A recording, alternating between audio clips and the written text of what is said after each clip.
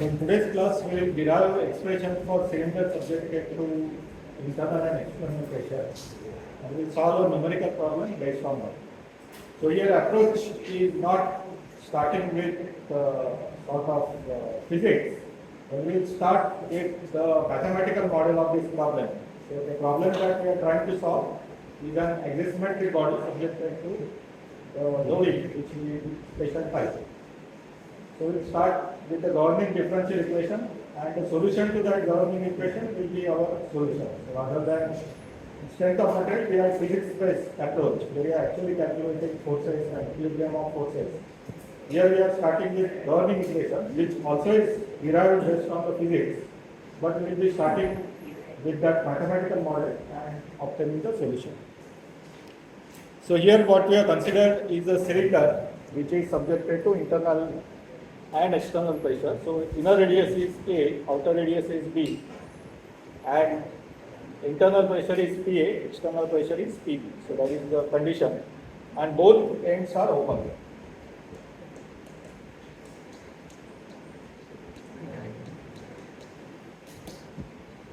So the ends are capped, the solution slightly changes. However, the majority of the solution doesn't change if ends are open or closed.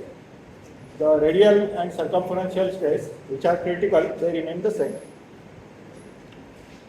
Okay, so this is an axisymmetric problem. The geometry is axisymmetric. So what should be the z axis for the polar coordinate system? The axis of rotation. So this is our z axis. Which is the r axis? R axis is along the radius. So this is the r axis, and theta axis can be with respect to some reference. So this is your theta direction. So theta direction is the circumferential direction, and r and z are as given here. Now we'll write down the equation which we developed in yesterday's class.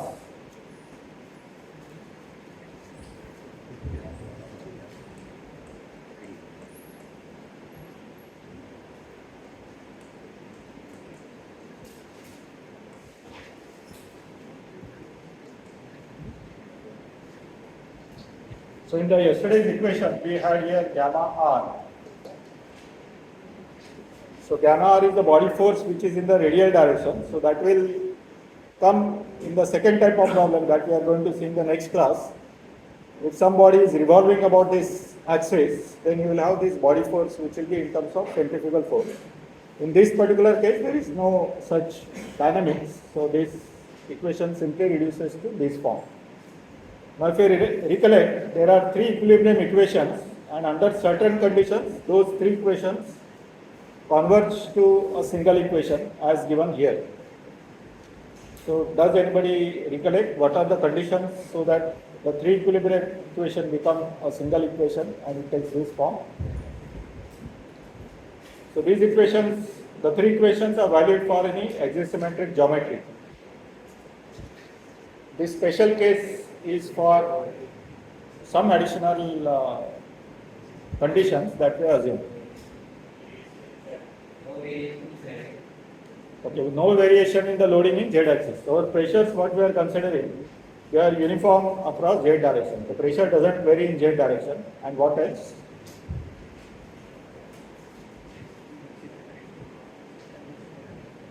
Yeah, axisymmetric geometry, and one more condition is there. One more axisymmetric condition is there. What is the second axisymmetric condition? No change in theta of what? Geometry is, there is no change in theta. So what else can vary in theta direction?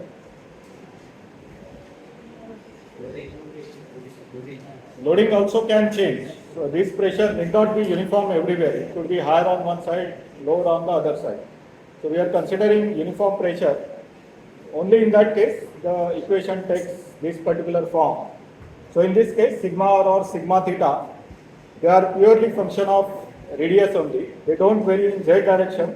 That is because our loading is constant in z direction. So no variation of sigma r in z direction. No variation of sigma r or sigma theta in theta direction as well. Because loading is circular symmetric, there is no change. So this partial differential can be converted to ordinary differential operator. Since this sigma r is just a function of r, so we can write this equation as d sigma r by dr minus sigma r minus sigma theta by r equal to 0. So that is technically or mathematically correct expression for this particular case. Now what is our approach to solve this problem is, we know that from stress we can calculate strain,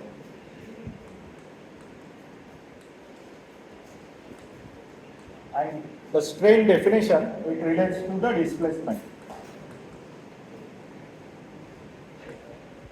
So here only displacement is the displacement in radial direction, that is UR. You can visualize that under this loading condition there will be only radial expansion. There is no other change except for the Poisson effect. There will be some contraction in length direction, but the effect, the deformation is in R direction only, that is UR. So what we are going to do, we are going to convert this differential equation first in terms of strain and then in terms of displacement. So we'll get an equation which is purely in terms of displacement, and we'll solve that equation to get the displacement solution of this body. So when with some integration constants. So those constants we'll find out from the boundary conditions of this particular problem. So that is the approach that we are doing. So first we'll manipulate this particular equation so that we can easily write it in terms of strain and in terms of displacement. So I'll first multiply it by R on both sides. So I'll get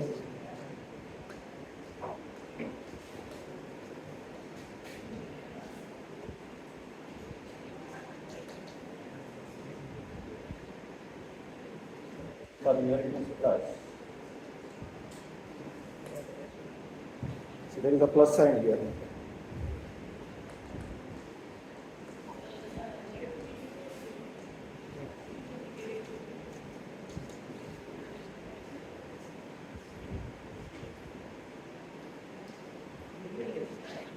So these two terms, it can be compacted together in terms of d by dr of r dr. So if you just apply the multiplication rule, you will find that this particular differential is same as the term in the yellow square. Okay, so we'll call this as equation number 1, which we'll use later to express this equation in terms of displacement. So now we'll get an expression.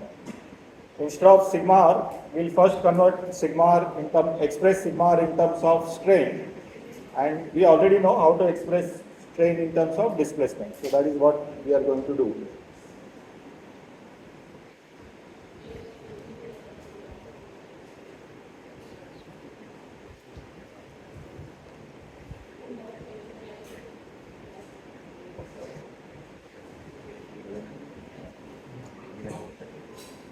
So we already have the expression for the strain in radial direction. So that is what we wrote, that is sigma r by E minus mu times. What will be the term which will come here? The strain in radial direction would be equal to radial stress by E minus Poisson's ratio times.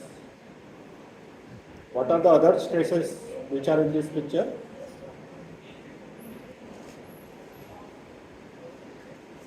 So you know this equation in terms of sigma x and sigma y. Sigma x minus E minus mu times sigma y by E. That is in Cartesian coordinate system. So in polar coordinate system, what will come here instead of this? Sigma theta or sigma z? Sigma theta. So that is what will come here. What is the value of sigma z for this problem? For that you don't require. So this particular cylinder is open-ended. You are subjecting it to internal pressure. What axial stress do you expect? So for that we don't require mathematics. So what will be the axial stress here?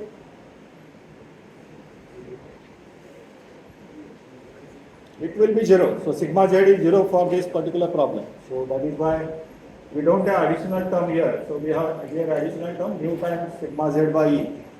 But sigma z itself is 0. So that is why we are limited to only this particular form of equation.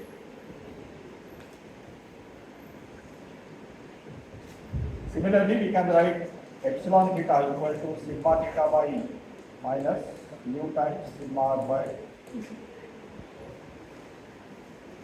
So this is our regular expression. Now these two equations, we can transpose them. Rather than expressing strain in terms of stress, we require stress to be replaced by strain. So we will transpose this equation or write this equation in terms of epsilon r. So rather than expressing epsilon r in terms of sigma r, we want to express sigma r in terms of epsilon r. So by algebraic manipulation, so those steps I am not giving here, we will get expression sigma r equal to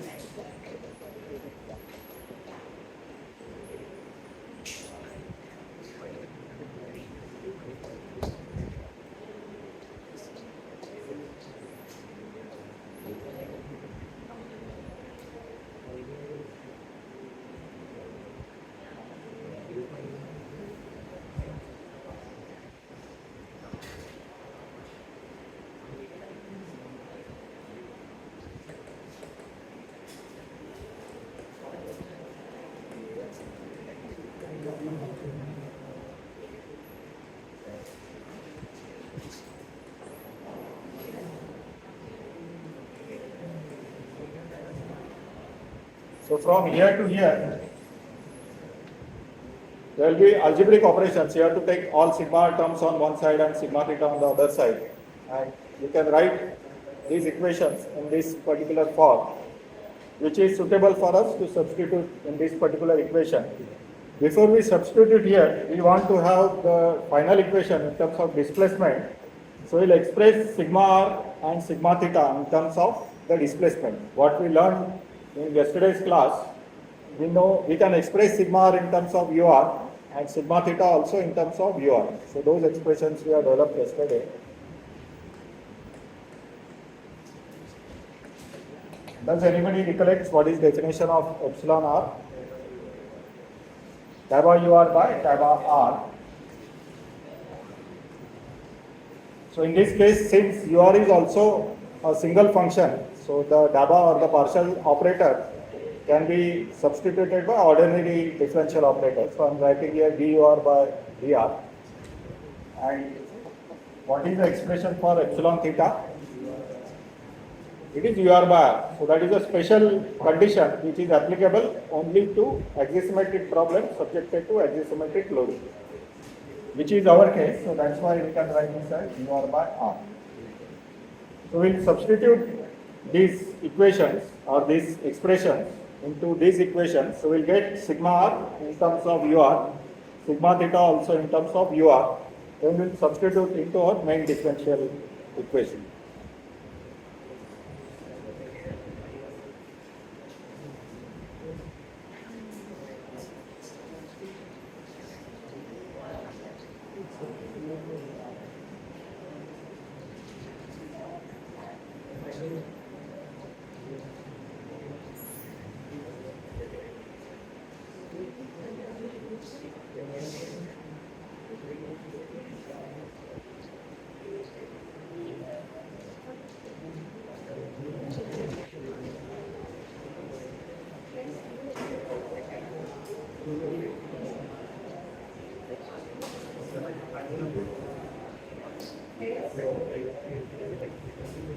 So in this expression, the epsilon r is substituted by its definition in terms of ur, and epsilon theta is substituted in terms of the displacement solution, that is ur by r, and similarly for the sigma theta.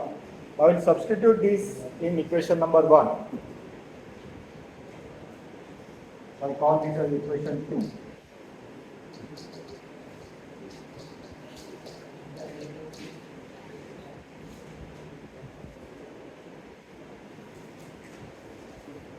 So now we are looking at this equation. So here we will substitute sigma r value from 2 and sigma theta value from 2.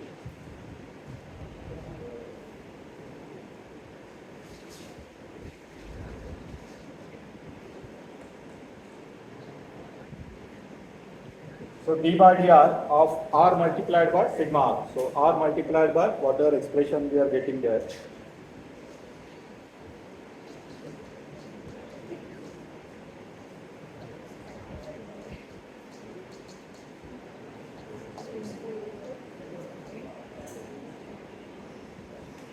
So that is d by dr of r multiplied by sigma r minus sigma theta equal to 0.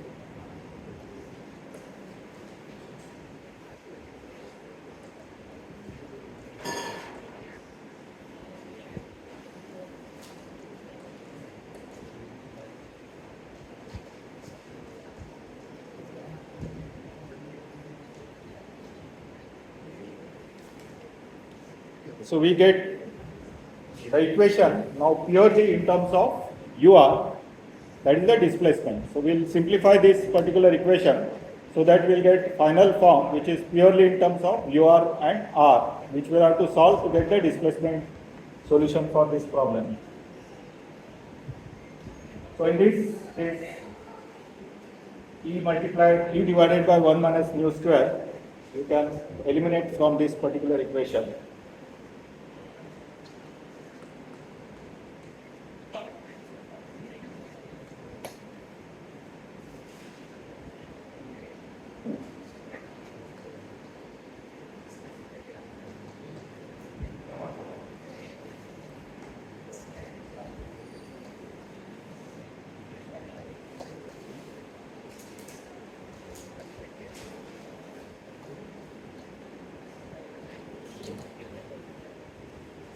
So what remains is d by dr of r multiplied by this parenthetic term. So r multiplied by dur by dr plus r multiplied by nu times ur by r. So that will leave nu times ur. And the remaining term is as it is. Now we'll expand this particular differential.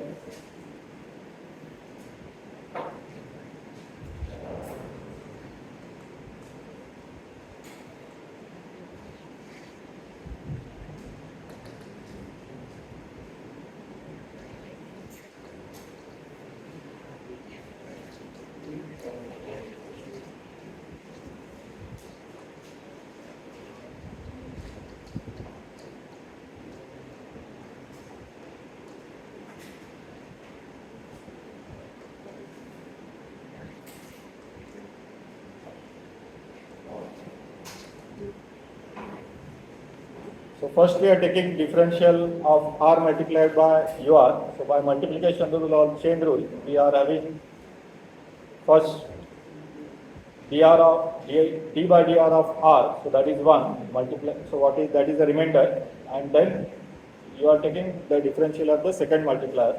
So d by dr of dur by dr. So that is d2u by dr2, and the remaining things are okay, and then differential of the nu times ur, so that is nu times dur by dr. So this is expression corresponding to the first term, and the last term is simply as it is. So in this case, this nu times dur by dr gets cancelled.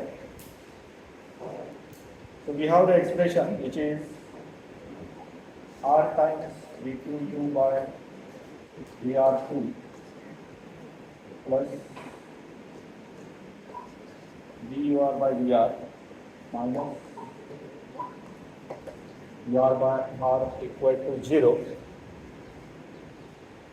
Now at this stage, so this is an ordinary differential equation. So in your maths class, you have learned different ways of solving ordinary differential equation. So you can use that technique. But this particular differential equation, it can be solved without going through the conventional ways of solving differential equations. So you can rewrite this equation in a smart way so that you, without going through a long procedure, you directly get solution to this particular differential equation. So that is what we are going to do. So we'll manipulate the terms so that this particular second order differential equation becomes separable type of first order differential equation. How to do that is what we will see here. So that is a sort of trick or smart way of handling this equation, which is specific to this equation.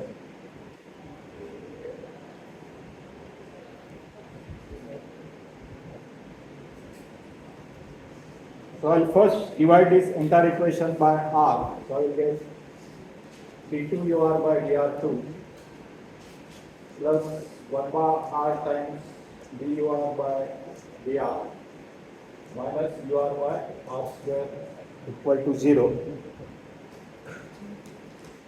Now we'll rewrite this equation in a smarter way so that it becomes a first order differential, or it can be used, it can be made as a separable first order differential equation. So this entire expression can be written as d by dr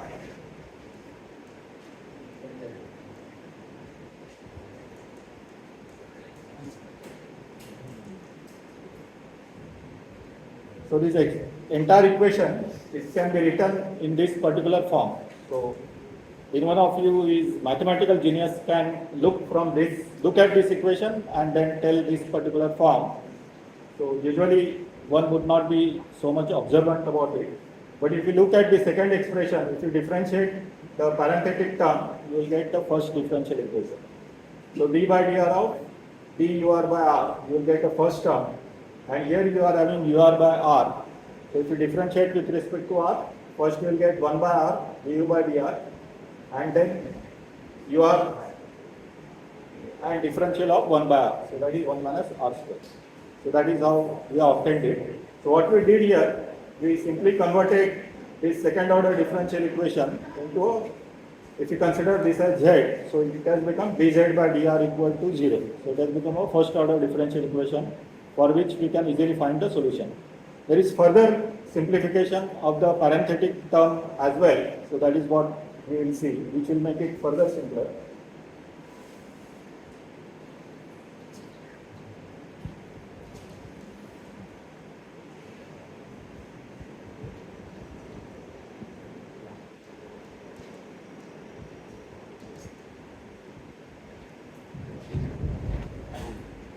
So the parenthetic term can be again rewritten in the form which is shown here. So it can be written as the first differential of ur multiplied by r divided by r. So if you take this particular term, you will get dur by dr multiplied by r plus ur plus ur. So that is what you will get for this particular term. If you divide this by r, you will get the expression that we have written here. Okay, so we brought this equation to a form by which you can now find ordinary solution, means you can directly find the solution to this particular equation. So first consider the outer thing. So we are having d something dz by, let me not call it z, so let's use dp equal to 0, let's call it q. So p will conflict with pressure. So there is some parenthetic term if I call q. So what is the solution to this differential equation? dq by dr equal to 0. So what is the solution to this equation? Differential of some quantity is equal to 0. So what is that quantity? Q equal to, Q has to be equal to constant. So it cannot be function of r. So that is what equation we will get. So from this equation we will get 1 by r multiplied by d by dr, ur into r. This must be equal to some constant, which I am calling as C1 constant. Okay, now you can tell me how to solve this particular equation.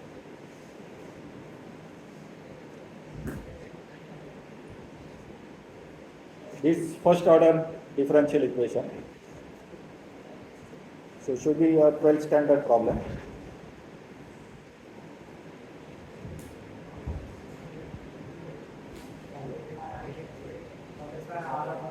Multiply r on the other side and then take integral of both sides. So that is how we will solve it.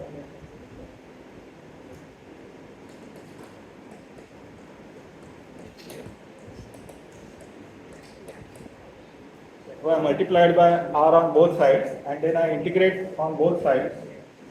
So I get ur multiplied by r. What will come here? C1 multiplied by, what is integral of r? r square by 2. And what else will come? Plus C2, a second constant will come. Okay, so that is the form of equation that we have got for the UR. So we can write the UR as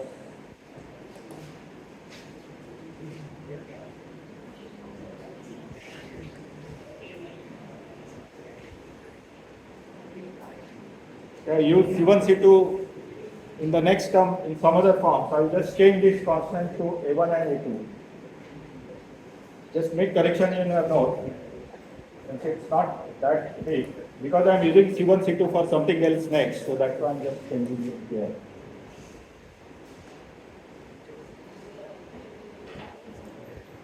So I just rename the constant instead of C1 and C2 as A1 and A2. So I get UR by R equal to A1 by 2 multiplied by R plus A2 divided by R. So that is the expression that we get here.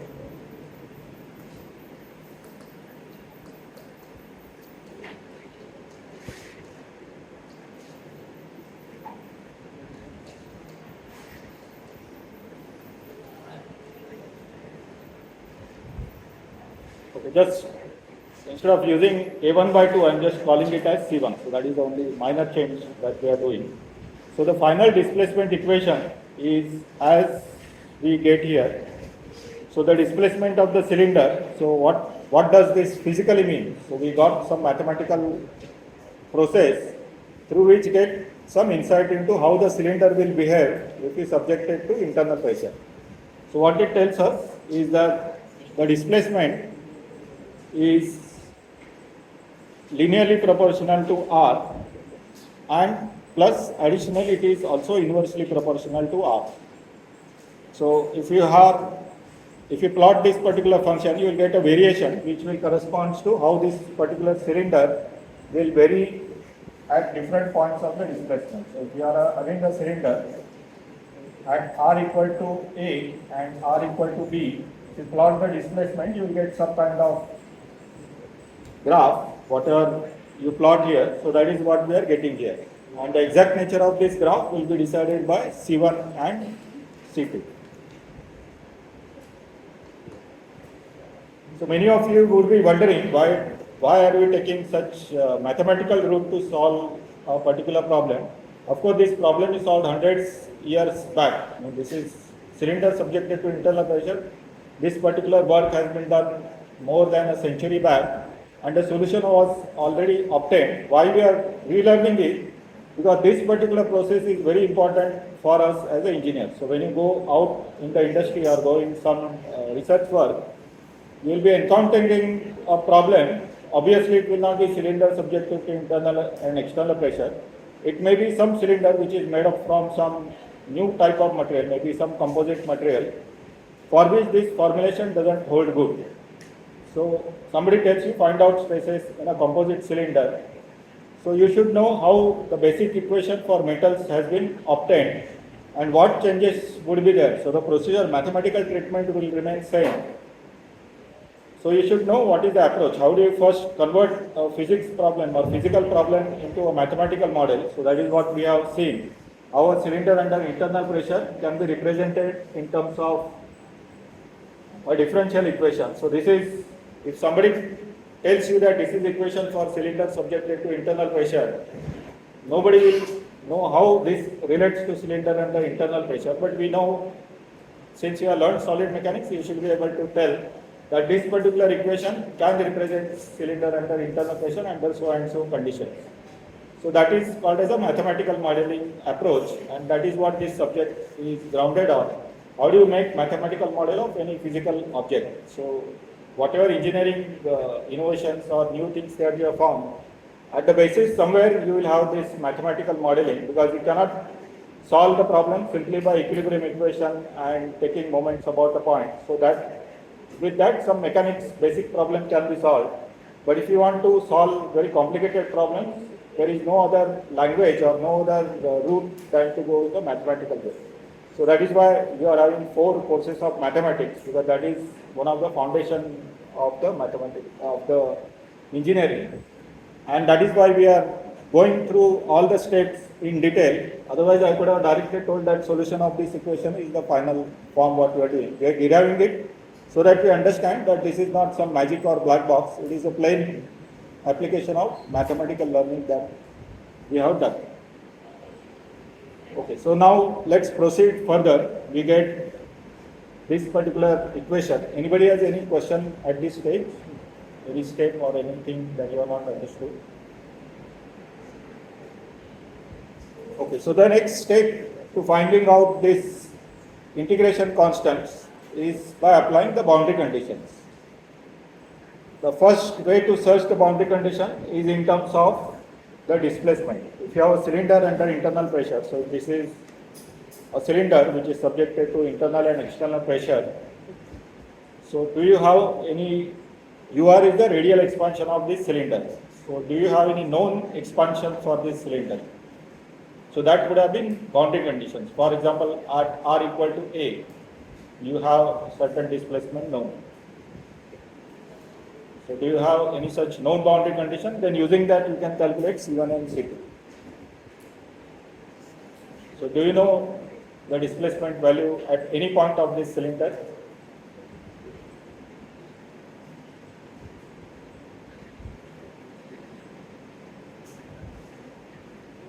We don't know the displacement solution.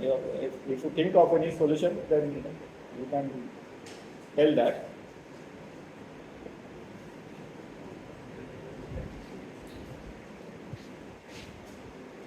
So this entire cylinder displacement solution is unknown to us. We don't know how it is going to expand. In fact, that is what we would interested in finding out ultimately. So in order to solve this equation, we cannot use displacement boundary conditions because they are not known. But there are some boundary conditions which are known. So what we know about this problem is that this particular cylinder is subjected to internal pressure so and so, outer pressure so and so. So what we know is at a particular location,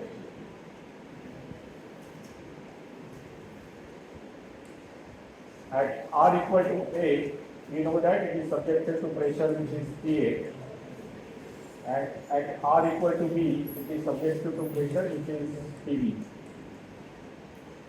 So we know that at R equal to A, the pressure is equal to PA, and at R equal to B, the pressure is equal to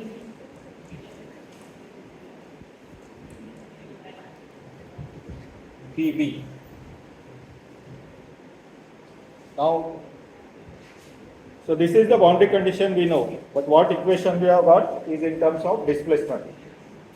So we need some kind of link between these two expressions. So can pressure be related to any of the intermediate terms? So we started with stress, and then there is a stress, there is a strain, there is a displacement. And we have boundary condition in terms of pressure. So can pressure be related to either stress or strain, displacement? So stress, what it would be likely to be matching with, stress, strain or displacement? Stress, because stress is also force per unit area, pressure is also force per unit area. So what stress this pressure would be related to? Again, stress we are having 3 components, sigma r, sigma theta and sigma z.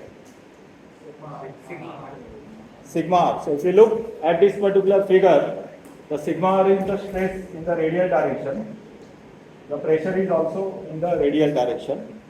Similarly, on the outside body also the sigma r is in the radial direction, the pressure is also radial direction. So what boundary conditions we are having is that r equal to A, sigma r is PA, and at r equal to B, sigma r is PB. So those are the boundary conditions we are knowing, but we are having expression in terms of UR. So from UR, how do you reach to sigma r?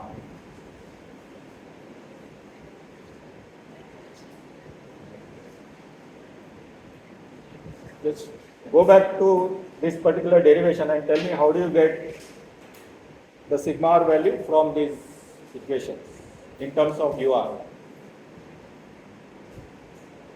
So somewhere on this board, you have the expression how to obtain sigma r in terms of UR.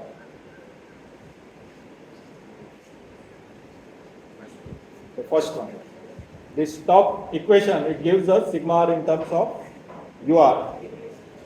And we already have obtained the expression for UR.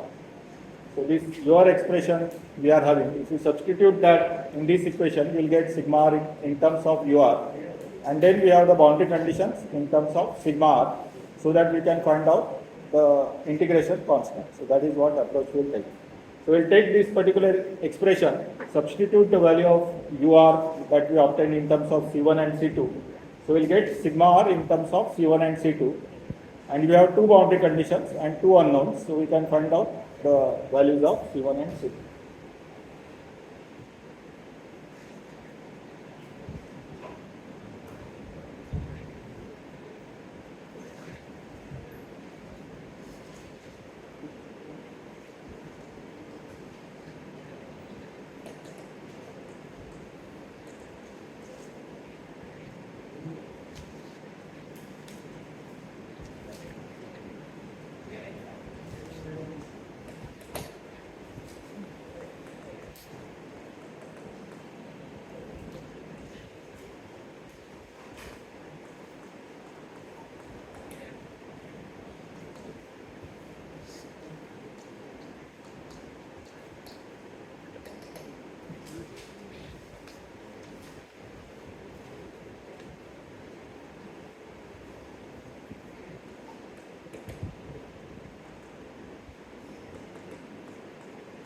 So I will substitute this equation into this particular form. So we get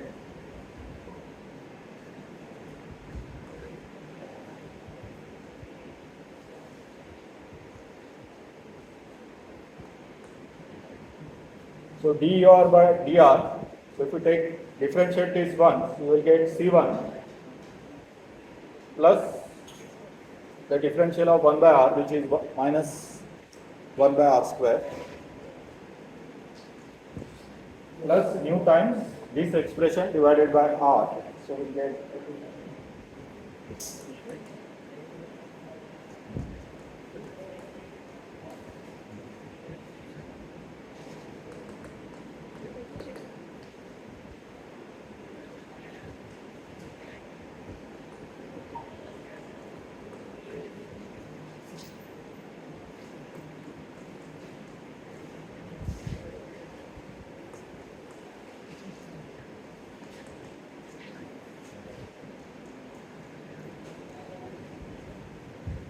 so we get the expression for sigma r in terms of C1 and C2.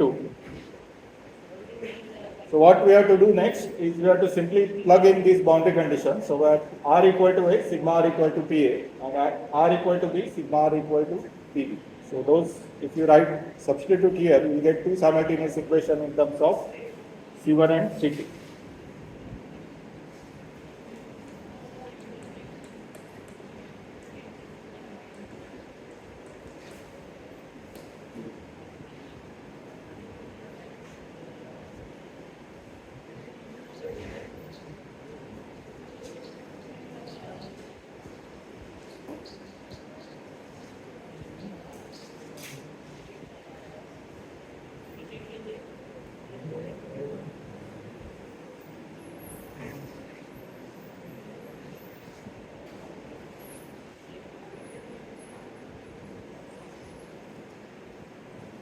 Okay, so this particular boundary condition, it is written in the algebraic terms, but we have certain notation or sign convention for the radial stresses. So if you remember, for the stress tensor, we had some sign convention for normal stresses.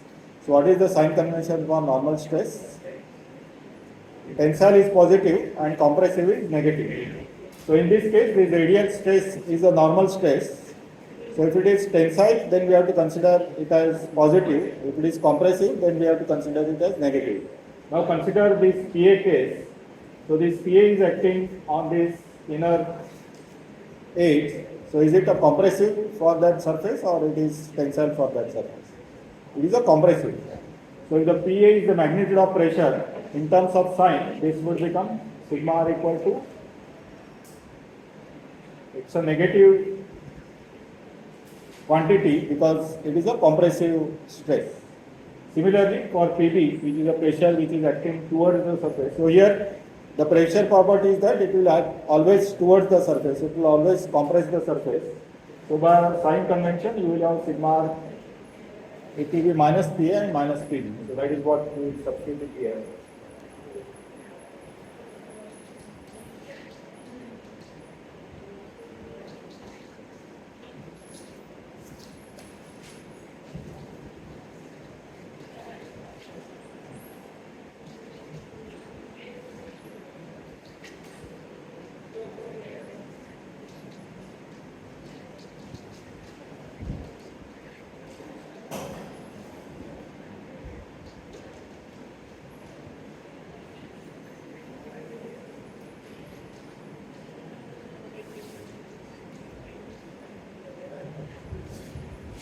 So in this expression, I am putting R equal to A and the value of pressure, the radial pressure is minus PA and R equal to B, the value of pressure is minus P. Any doubt?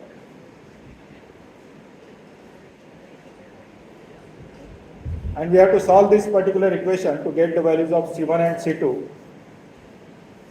So if we solve these equations, we will get C1 equal to, so again the intermediate steps I am not covering.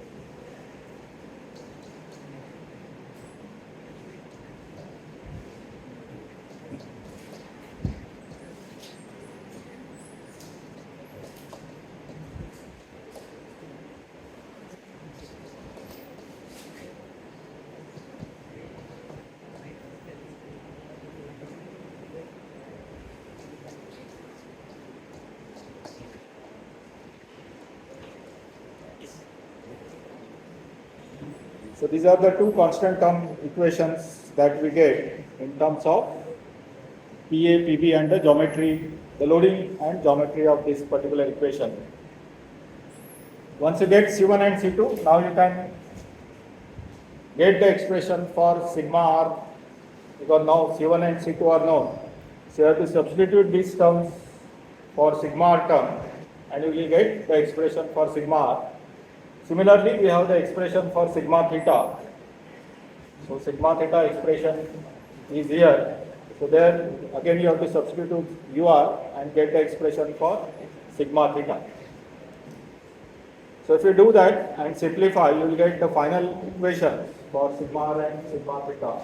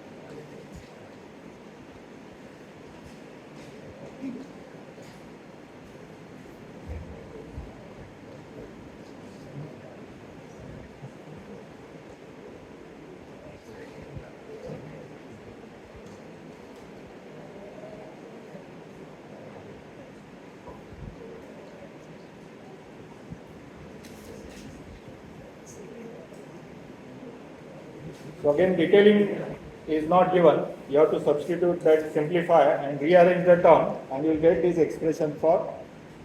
So what we got here is what is the radial stress in the cylinder and what is the circumferential stress.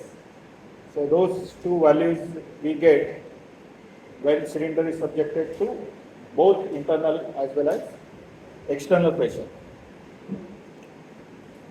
So that is, this formula you don't have to remember. So this formula will be given to you in exam. Means you don't have to remember, they will be given to you for solving the numerical problem. So you don't have to worry about remembering it. They will be available to you. But you should know what do these terms mean. If you look into this particular expression, you will find that sigma, if you add up these two terms, you will get sigma r plus sigma theta.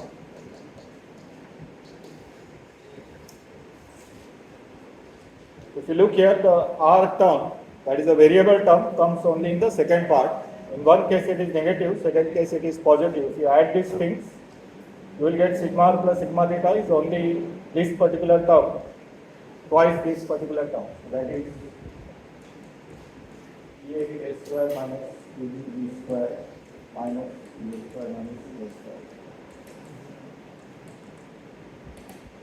which is nothing but a constant. So sigma r and sigma theta, the nature of this problem is such that sigma r plus sigma theta is constant. Now let's understand what does that physically mean. So it has got some physical interpretation or significance. So that is what we will try to understand. If you write the expression for the strain in z direction,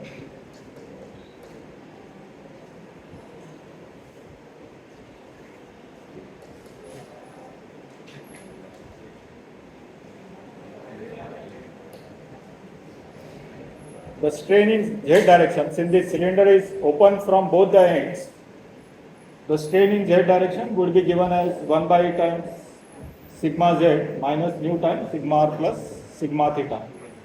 Now we know that sigma z is already 0. This is open-ended cylinder, it cannot have any axial stress. And this particular term is constant. So that's what we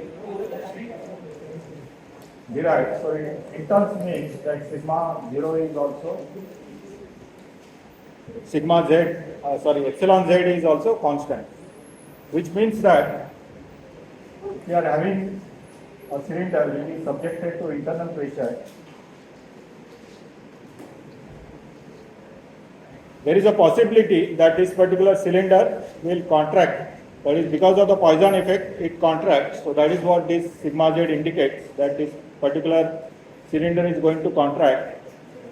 One may think that because stress is varying from one point to other point, the cylinder contraction will be also different. So one can think of as deformation of cylinder as something of this type, for example. So it may contract such that the final shape is something as given by this particular figure. This particular expression shows us that this epsilon z is constant. So at whatever radius you consider, epsilon z is constant. So this type of deformation is not possible. So if it has to contract, it has to contract uniformly. So everywhere the contraction will be same. So what does this particular displacement is proportional to epsilon z. So epsilon z equal to constant means that this entire cylinder will contract uniformly at all radii. So that is what is the physical interpretation of this particular problem, of this particular solution, or one more insight that we get into this particular problem.